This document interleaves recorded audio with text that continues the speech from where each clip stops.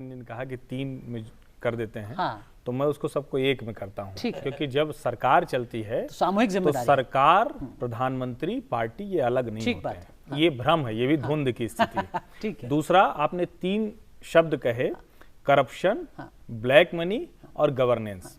Policy इसी के paralysis साथ भी, हाँ। पॉलिसी पैरालिसिस, ये सारी की सारी चीजें एक साथ हैं। अभी आप पूछ रहे थे कि डिफरेंस क्या है, अगर प्रधानमंत्री ईमानदार है तो वो तो डॉक्टर मनमोहन सिंह भी थे। बिल्कुल। एक ईमानदार प्रधानमंत्री की ईमानदार सरकार और उस ईमानदार सरकार का परसेप्शन नौकरशाहों में जाना, ये नहीं था। पिछली सरकार में आप कहीं भी ये तय कर सकते थे कि इस एक रास्ते से हम चलेंगे तो हमें कहीं न कहीं कोई एक ब्रोकर मिल जाएगा। आज की तारीख में आपको पावर ब्रोकर नहीं मिल रहे हैं, ये तो मैं नहीं कहूंगा, ये तो अतिशयोक्ति हो जाएगी। ठीक है। लेकिन बड़ी मुश्किल से खोजने से पावर ब्रोकर मिल रहे हैं, यानी वो कम हुए हैं, नंबर 1।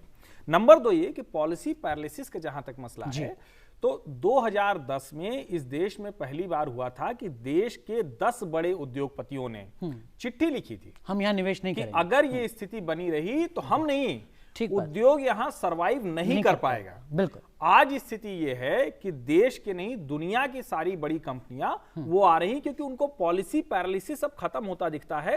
एक मेक इन इंडिया प्रोग्राम नहीं, उनको साफ दिखता है कि ईज ऑफ डूइंग बिजनेस, यानी हम अगर किसी देश में कारोबार करने जा रहे हैं तो वो बाहर से आने वाले के लिए हो या फिर देसी हो, वो बहुत बेहतर हुआ है। तीसरी बड़ी चीज, जब आप कहते हैं कि काले धन या करप्शन पे क्या, काले धन पर सर आते हैं अभी, लेकिन गवर्नेंस के स्तर पर कुछ बदलाव आप गवर्नेंस के स्तर पर आप गवर्नेंस का मतलब किस तरह से परिभाषित करेंगे? गवर्नेंस का सीधा सा मतलब हुआ कि एक सरकार में आपको लगता है कि किसी काम की जवाबदेही अगर तय करनी है तो क्या उस काम को करने वाले मंत्री हों, अधिकारी हों, उनकी जवाबदेही तय है। अब मैं उसका एक छोटा सा उदाहरण बताता हूं। एक बड़े अधिकारी से अभी परसों ही बात हो रही थी, तो उन्होंने कहा कि ये पहली बार होगा कि आपको शाम को 6 बजे तक सरकारी दफ्तरों में, ये जो नॉर्थ ब्लॉक, साउथ ब्लॉक है, जितनी भी सरकारी बिल्डिंग है, इसमें अधिकारी बैठा हुआ मिलेगा। अभी तक वो इस तरह से बिहेव करता था कि उसका काम आना है, जाना है, फाइलों को सरकाना। वो लोग बुरा ना मान जाए, उनके संगठन जो है वो आपके खिलाफ कहीं धरना प्रदर्शन शुरू ना। मुझे लगता है कि जब वो मोदी जी के खिलाफ नहीं कर पाए तो हमारे खिलाफ क्या करेंगे, और करते हैं तो करते रहें। लेकिन ये बहुत बड़ी प्रैक्टिस है कि इस देश में पहली बार सरकारी तंत्र प्राइवेट तंत्र से कंपीट करने की कोशिश कर रहा है। इसको मैं पॉजिटिव देखता हूं। ठीक है। और इसका कुछ पॉजिटिव नतीजा भी निकल रहा है या सिर्फ ये 8 घंटे की भरपाई है? नहीं, निश्चित तौर पर निकल रहा है, क्योंकि अभी बहुत प्रोडक्टिविटी में तब्दील हो रहा है। देखा है ना कि IRS अफसर को पिंक स्लिप थमा दी गई।